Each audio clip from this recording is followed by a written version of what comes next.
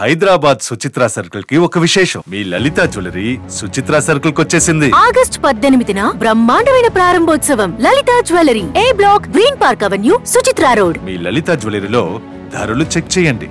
డబ్బులు చాలా చాలా ఆదా చేస్తారు. డబ్బులు ఎవరికి ఊరికే రావు.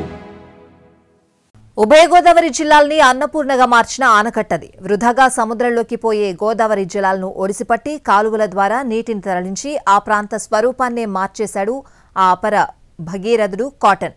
అంతటి మహత్తరమైన బ్యారేజ్కు నిర్వహణ లోపం కారణంగా నానా కష్టాలు పడాల్సొస్తోంది. ఉభయ గోదావరి జిల్లాల్లో ఏటా ఖరీఫ్, రబీ సీజన్లలో 20 లక్షల ఎకరాలకు నీరందించే బృహత్తరమైన సర్ ఆర్థర్ కాటన్ బ్యారేజ్ నిర్వహణను ఇరిగేషన్ శాఖ అధికారులు పెద్దగా పట్టించుకోవటం లేదు. 30 లక్షల క్యూసెక్కులకు పైగా నీటి ప్రవాహాన్ని తట్టుకుని నిలబడే ఈ ఆనకట్ట పటిష్టంగా ఉండేలా చూసుకోవాల్సిన అధికారులు నిర్లక్ష్యం వహించడంతో వరదల సమయంలో ఇబ్బందులు తలెత్తుతున్నాయి.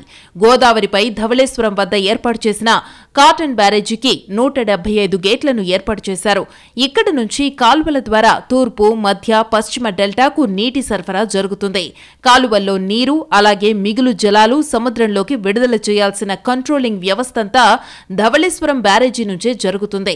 అవసరమైన సమయాల్లో నీటిని వినియోగించుకునేందుకు వీలుగా బ్యారేజ్ వద్ద కొంత నీటిని నిల్వ చేస్తారు.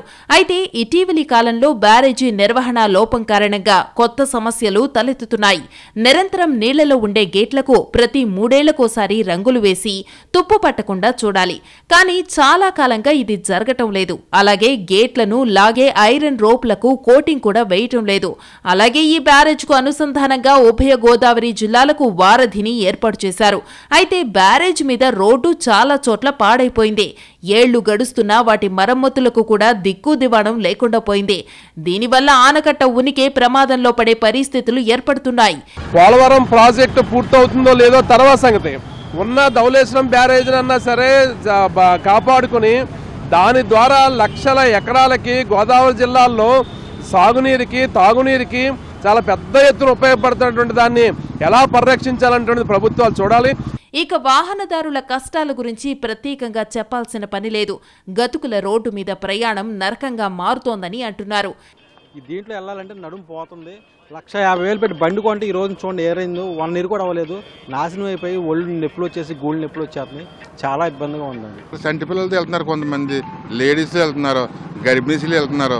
చాలా ప్రాబ్లంగా ఉండదు సార్. అది అంటే ఎంత ప్రమాదం అంటే అంత ప్రమాదం. ఆ సైడ్కి వెళ్తే గోడలు తగిలేస్తాయండి, ఇటు పడితే బళ్ళు ఏమవుతాయో ఏమో తెలియట్లేదు సార్. చాలా బాధపడుతున్నారు సార్.